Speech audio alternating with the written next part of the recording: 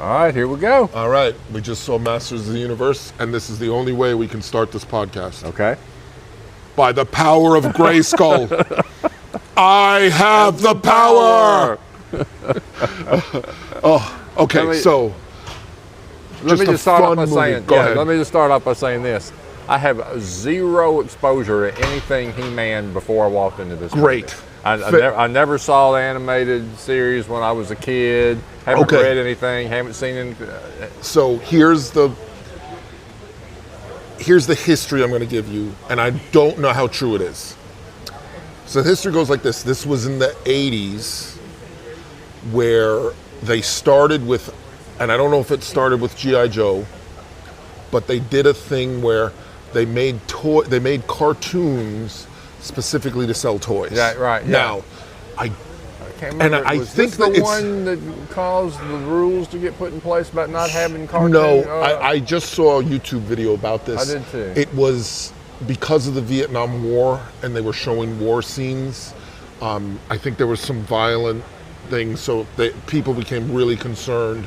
So they made a thing that they had to reduce the violence in cartoons from the 70s, and then that made a thing. And that's why now people my age will remember a lot of the cartoons. After the half an hour cartoon, there would be a message right, bullying is no good, and the best was G.I. Joe. It always used to do you don't got to do this, and knowing is half the battle. Don't do drugs, all kinds of messages. There's okay, but the thing with He-Man, and it pans out to me, is they had designed a toy line to go along with Conan the Barbarian, the movie. Yeah.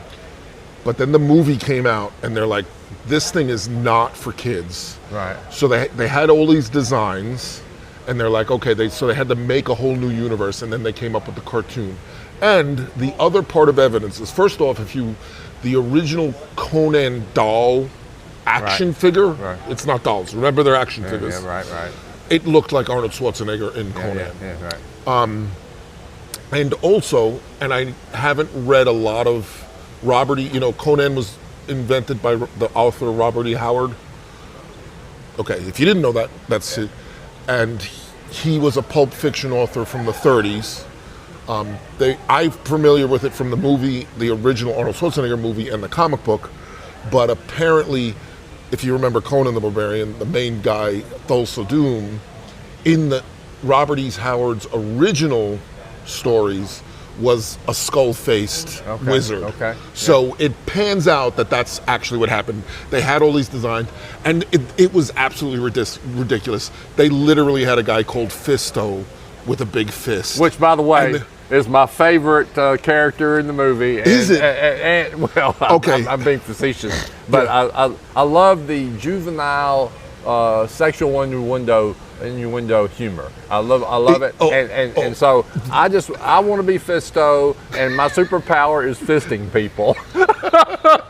So that's my new favorite superpower. They did they did a movie in like 1991, and Dolph Lundgren played He-Man. And that's why we had the whole scene in the front. Yeah, I know there was a lot of callback stuff. Yeah, very meta. I know there was a lot of callback stuff.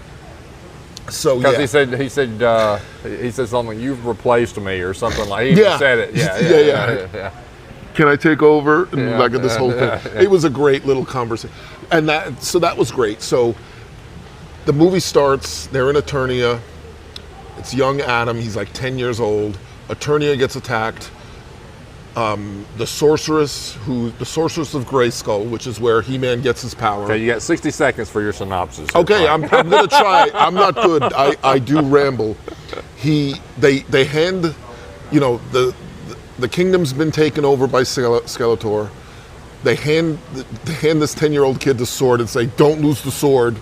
They put him through a portal, and he immediately loses the sword. Right. And the whole time he's flying through the portal, I'm like, well, obviously he's going to lose the sword. And he does, and he's like, yeah, so I lost the sword. So he's living in present day. I had a lot of parallels to the Matrix. But that was the whole way. That's all I'll say is he does find the sword. He makes it back to Eternia. He has a whole problem of trying to figure out how to become He-Man. but I really thought that was brilliant, is that he grew up in our world, Yeah. and it had all of his things, so that he has all these memories, and then every time he's meeting all these people and he's calling them out by what Yeah. he called them as a 10-year-old, Yeah, right. and they're all like, "What are you talking about?" Like, "You're Like Fisto, you like fist Fisto. people." And Ram Man, Ram Man. and, Yeah. and that has to be the pinnacle of the movie. So Yeah. when was they're fun going stuff. through it and they're fighting Yeah, and they're that trying was to fun think Fisto and Ram Man are fighting back to back, and he's like, Fisto goes to Ram Man, give him head. Give him head. Yeah. So and they I like I said, I'm here for the juvenile sexual innuendo humor. And it that was sprinkled but throughout. they did it great. But I think probably if I had to pick my favorite, probably Skeletor. You know, I just I love the dialogue and yeah. So yeah, this is a movie just the right level of silly. Yeah. No, it was And enjoyable. listen, I'll give props to Jared Leto.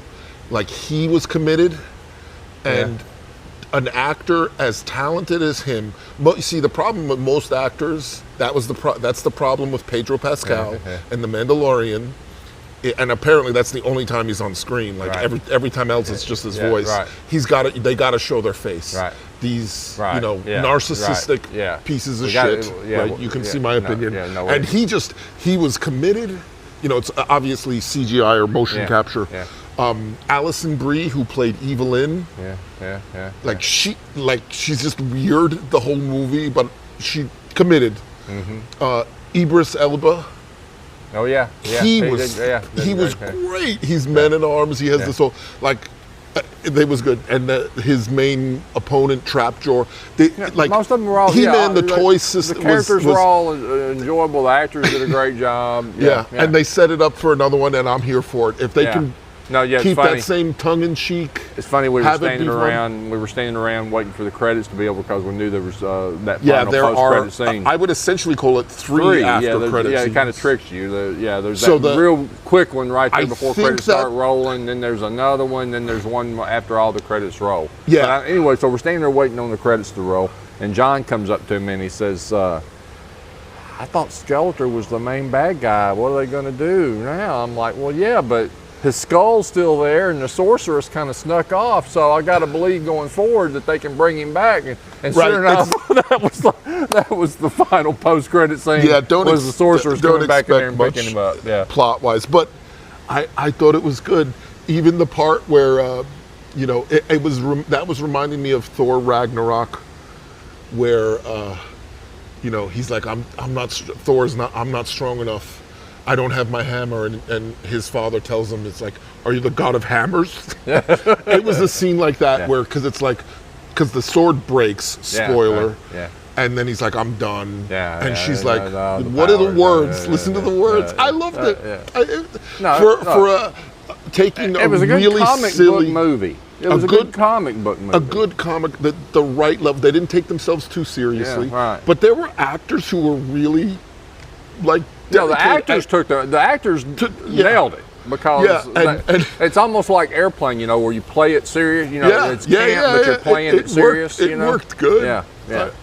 So, that was really enjoyable, and that's a movie you could put on again. Yeah, when it comes out on Prime, because it was Amazon Studios. Yeah, no, I'll probably watch it and fast forward to the scenes. The action was good. The fighting was good.